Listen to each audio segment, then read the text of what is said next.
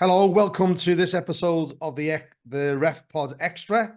The other two hosts are not well today, but I wanted to keep an episode going. And with the current affairs with what happened to the Luton player at the weekend, it was a bit of a coincidence, really, because I've had this one lined up for a while with Dave, who's a referee, and Ben, who's a manager of a team. So I'm going to introduce you to Dave, who will explain what's going on, and then Ben will be able to come in at his leisure and describe what happened and how it was dealt with and everything here. So over to you, Dave.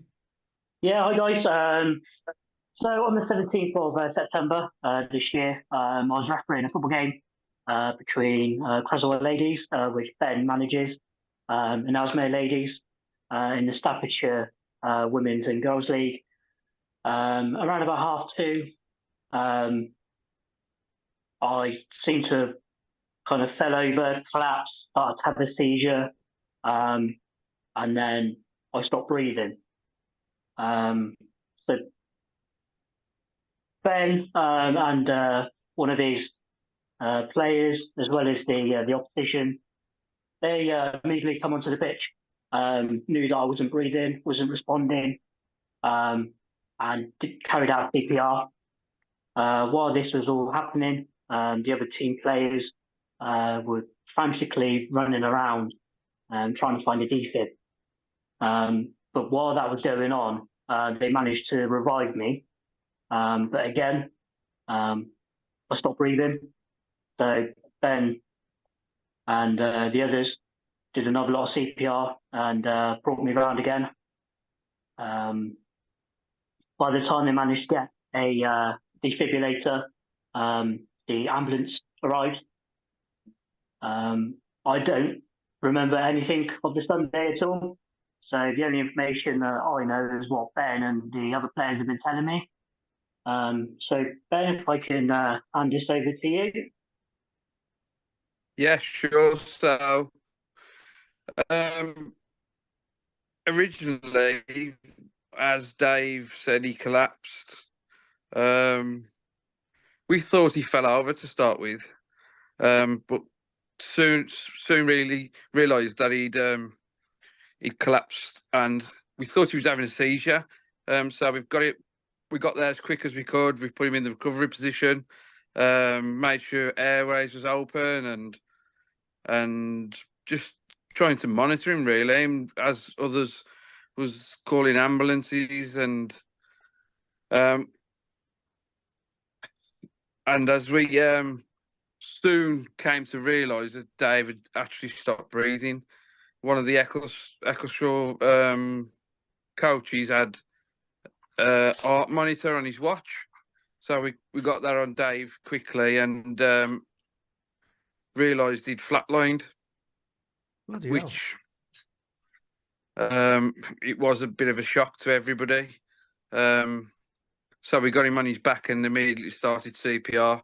I was keeping Dave's airways open and basically holding his head like a ball, whilst one of our players and then two of the Eccleshaw players rotated, doing CPR, doing chest compressions. It was awful. We managed to get him back round once. We put him back in the recovery position, and as soon as we did that, he stopped breathing again. So we had to go back to CPR. I think we was doing CPR for around 25 minutes Bloody hell. altogether. It's the first time I've ever encountered CPR myself. Two of the Eccleshaw players have done it previously because they are nurses in a prison, I believe. But rest of the team was, as Dave said, was running around looking for a defib, to try and get somebody on reception to tell us where this defib was.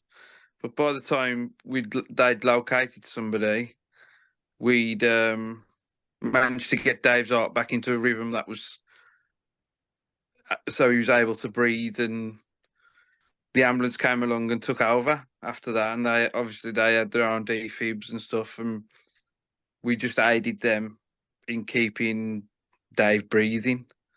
But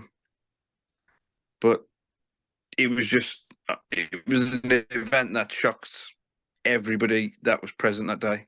Amazing, absolutely amazing. So, have you got any medical training, or did anyone helping you? Had any medical training or anything like that? Well, it seems to have done a great job. Yeah, so you have to do first aid along with your FA courses. So you do cardiac arrests and stuff like that. But like I said, I think two of the actual players was I believe there was nurses at a local prison, and the girl that helped out as Jess, she works in a college. She's a teacher, like, at a Yeah. college. So because she works with young children, and she's a sports science teacher, so she obviously has done all her first aid as well. So, but to be honest, natural instinct just kicked in, Did it? and it was you don't think about it at the time. I think it kind of hit the day after when we realised what had actually happened to Dave and why it had happened, and the relief of him knowing that he was breathing. Let's say, even though he was in a induced coma, we was led to believe after surgery. That was like a massive relief for both squads, both players in every squad. Incredible. So, Absolutely incredible work. Fair play to you. Absolutely unbelievable. That is. I'm not sure I'd be calm enough to be able to deal with it like you did. It's absolutely amazing story, and fair play to you, Dave. When you went to hospital, how long were you in hospital for? So overall, I was in hospital for nearly 2 weeks. So when I arrived at hospital in A&E, they took my blood pressure. Blood pressure was like 300. I was in and out of conscious. I had a GCS of 3. So they did some scans, found that I had a blood clot in one of the arteries in the heart, and then a possible blood clot in the artery in my neck. So they scanned me again. The one in the neck went, the one in the heart remained. So they decided to put me into a reduced coma, and then at the same time put a stent in to clear the blockage.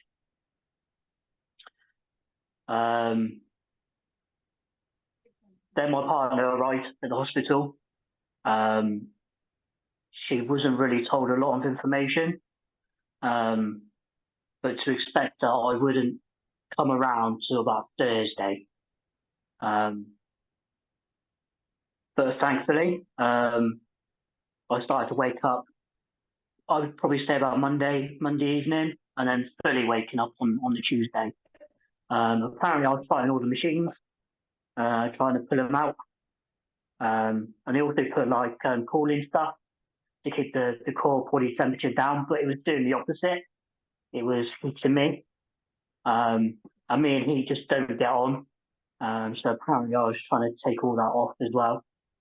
So those, looking back, were good things to know, and to think that I had very good brain activity. So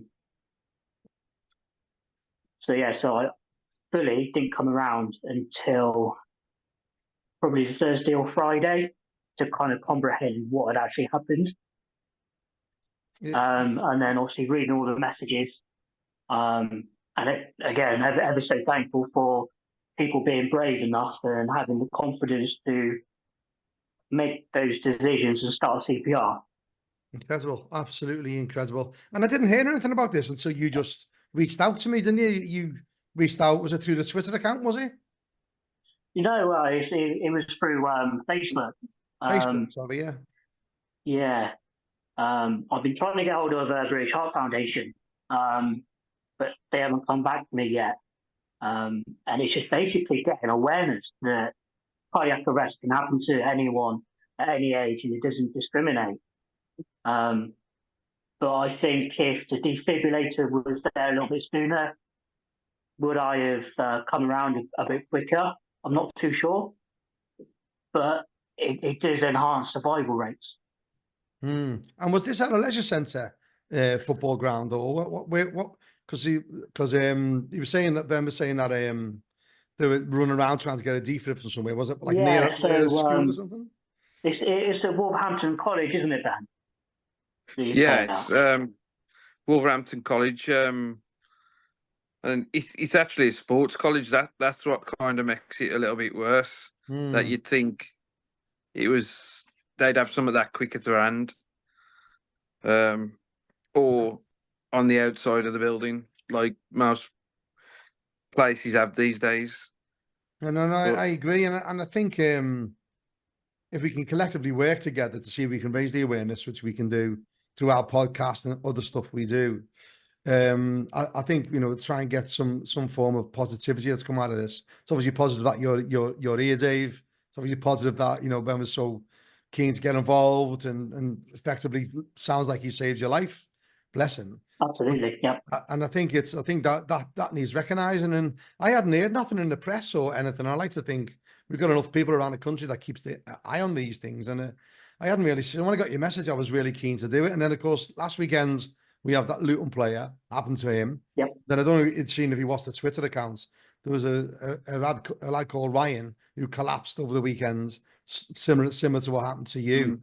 But he had a little bit of a pop at a referee saying, "Oh, the referee carried on playing." And I just said, "Look, is there any need to bring the referee here up? Because the referees, if you think about what Ben's saying, if a referee is watching that happen on a pitch, you just go into shock, I suppose. I think it's just to have the actions that Ben took was just or it was a Bill or Ben. I keep forgetting which one it is. Ben. Yeah, I thought it was Ben, and it's like I just think to have the courage to do that. It's great. And when he had this exchange with Ryan, who can't come on tonight, he was going to come on. He wants to get involved in it too. He realised he shouldn't have mentioned the referee in it. So he's really keen. So we swapped some messages today, and he was saying, look, what was happening is when I was down, all his players were saying, stop the game. And then they lost the ball.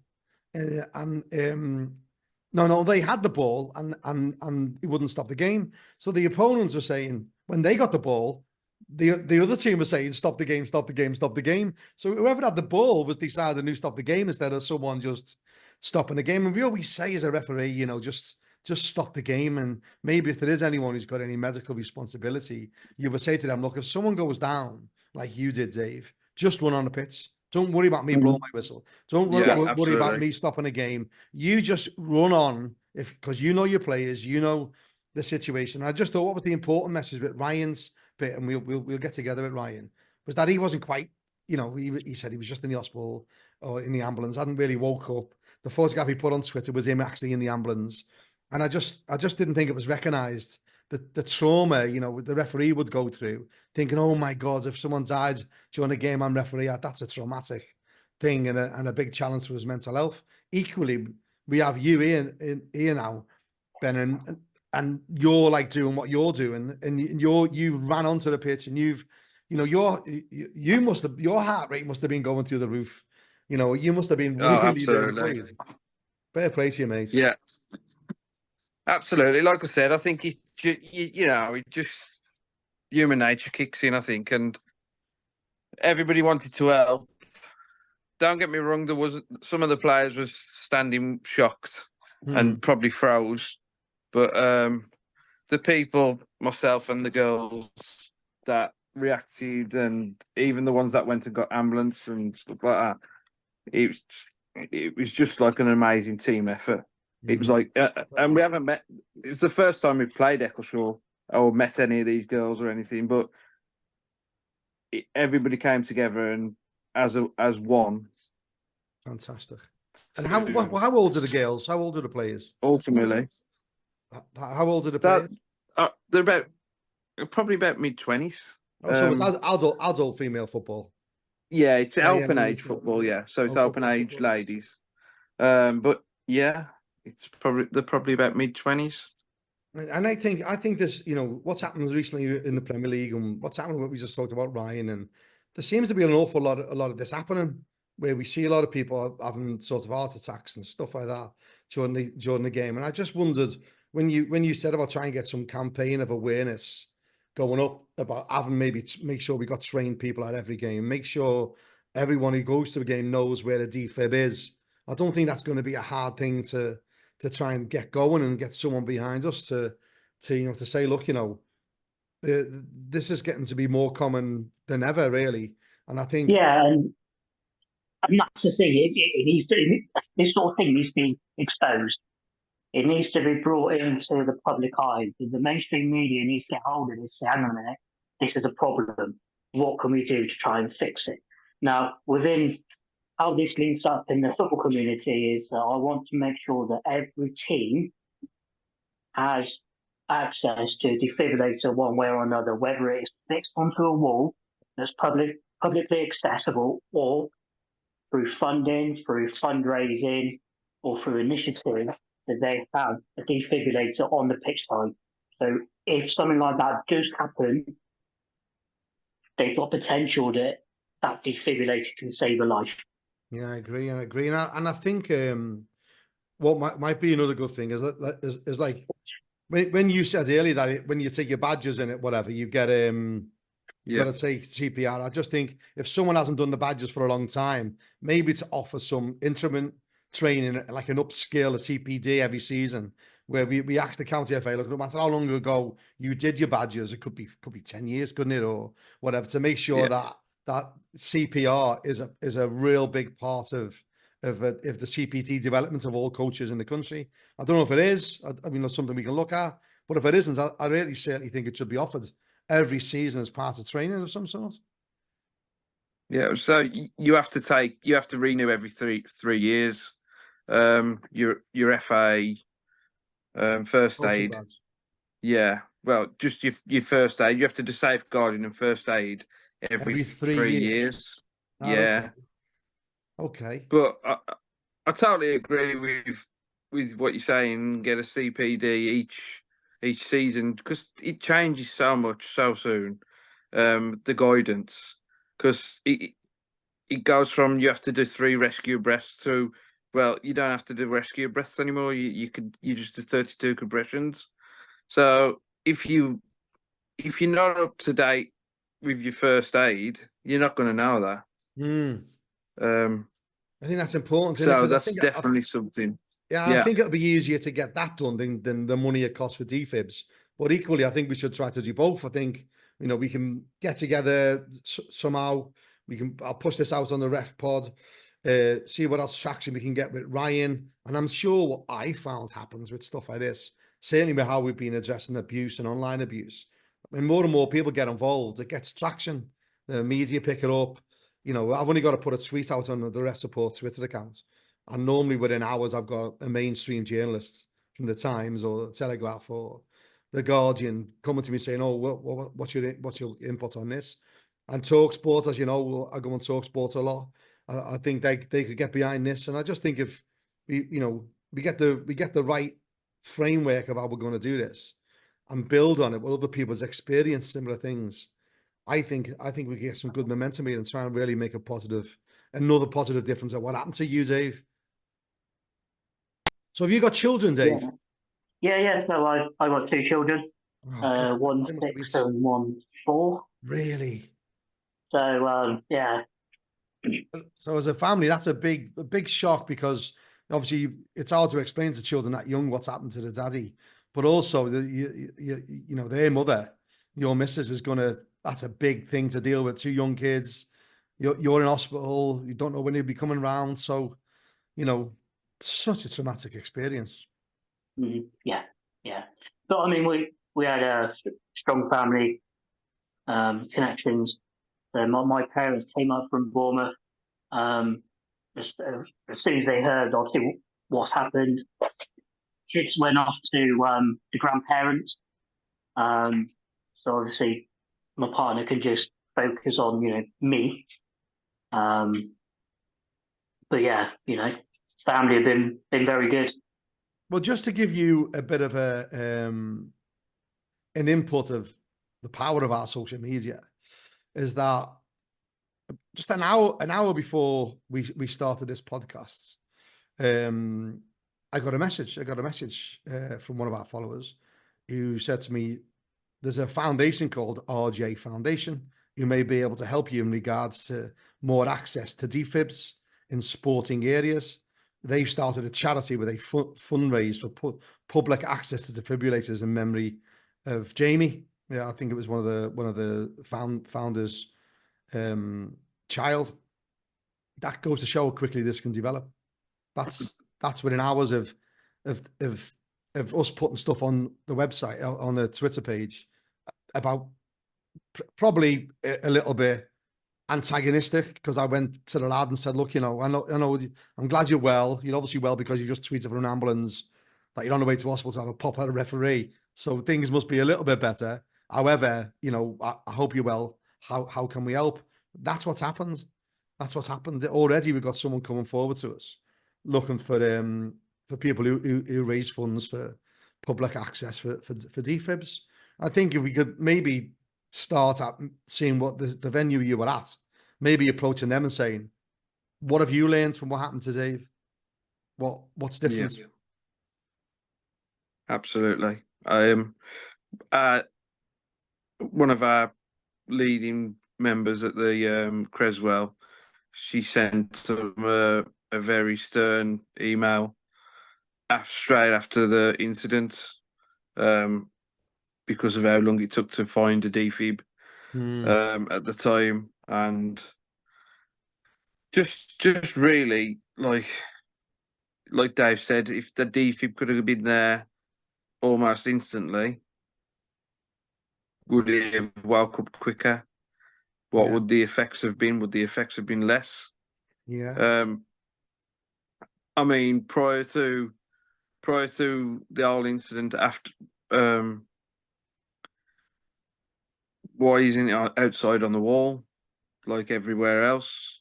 And you just found the ambulance. There's a code you can punch in, and you can get it, and it's there within 30 seconds. We're talking 25 minutes. Incredible. No. So 25 minutes. Sorry, mate. Sorry, there's a bit of a delay. So do you know when you have your appointments, Dave, and you get your fixtures, Ben? Are they both on the whole game system? Is that right? Do they all go on full time, or where do these? Yeah, full time. Full time. Now, do you think there's a way of maybe on full time there's a click that tells you where you can click on it and tell you where the nearest defib is? Is there something like that on there? Could that be put on there? Could possibly. I mean, yeah. Going forwards, I'm not too sure if the head of the FA who controls that will be able to do that. But yeah, I possibly could be a thing. I know people might in panic stations. The first thing that's not going to come to their head is, "Oh, let's go on full time." But if there's an exposure piece there that says, "Look, if you go back onto where your fixture is, there's a defib there," or whatever. Could even be a contact number for the person who's in charge of it to tell you where it is, or to bring it to you. I just think maybe that could be another level to the campaign we want to do, about another level of support where, on your fixture, you can go, the defib is there, or something similar. I just think doing nothing isn't a choice here, is it? No. So obviously, when I was still in hospital, I had a lot of gratitude to everyone. So I was like, what can I do to help these two teams in the long run, and also to thank them? So I've come up with an idea of having a charity match, and I'm hoping that it will be like an annual event. So my idea is to hold a charity event. Not too sure where yet. That is a work in progress. But the proceeds will be half split to a charity, and half of the rest of the donations will go towards a defib for Creswell. Because Eccleshaw, they got one at their home ground. It's publicly accessible, but Creswell just don't have that facility. So that was my way of kind of thanking them of what they did to me. I think that's a great shout. So who would be your local Premier League club, for instance, or high profile club? So we've got quite a few. So there's Stoke, there's West Brom, there's Burton Albion. I think that's Wolves, it. Walsall. Walsall, Wolves that's and it. Yeah, Walsall. Walsall. Well, maybe Yeah, maybe Wolves. we could approach all of them. It's just going to be one email to each of them saying, "Look, this is what we're trying to do. This is what happened." Would any years, offer, a free? We can play a free game on there. It doesn't have to be 11 aside. It doesn't have Yeah, to be so a full on. I've contacted Stoke City. Okay. They should be coming back to me by the end of this week. Okay. I've outlined my ideas. They love the idea. They think it's fantastic. Oh, brilliant. The dates sort of just haven't been released yet for charity events. So I didn't want to mention this then, but I'm holding on to Stoke. Well, listen, I'm sure with the contacts we've got, I'm sure we can do something which could raise, something. I think the contacts we've got, we just do a bit of focus on getting something for your club, Ben, as a thank you for what you've done. I think that I don't think that's going to be a difficult thing to achieve, really. And then we build on the momentum of that collectively. We get other people involved, and I just think it's something that we should really, really push. Yeah. So what I'll do then, boys, I'll get back to you on an email. I'll email back to you as we get something going. In the meantime, I'll put this out on the Ref Pod and on the Ref Support UK Facebook page via the YouTube link. So it'll be really easy for you guys just to share the YouTube link. You can cut and paste it onto WhatsApp or whatever you want, and then we'll we'll come back maybe in a couple of weeks and see where we are and see what momentum we can get going for you. Absolutely. Yeah, that'd be brilliant. But listen, thank you for reaching out to us, Dave. That's exactly what we want to be. We're a venture charity. We don't charge for our help and support. We're not everyone's taste because we're a bit militant. We like to shove the problem right in the faces of people to say, it's not going away. We can't sit in the corner and be quiet. And having something good like this and recognizing the good clubs out there, like your club, Ben, and there are many, many other good clubs out there. It's only fair for us to start pushing the positive side of what happens to referees. And I think I'm not sure there's anything more positive than what you and your club did, Ben. So I just think that needs some form of recognition. Yeah, brilliant. Thank you. Creswell is a fantastic club. They've just been awarded the King's Award, voluntary King's Award. Really brilliant. Yeah. So that says a lot within itself. But what happened with Dave is, I hope it's just once in a blue moon sort of thing.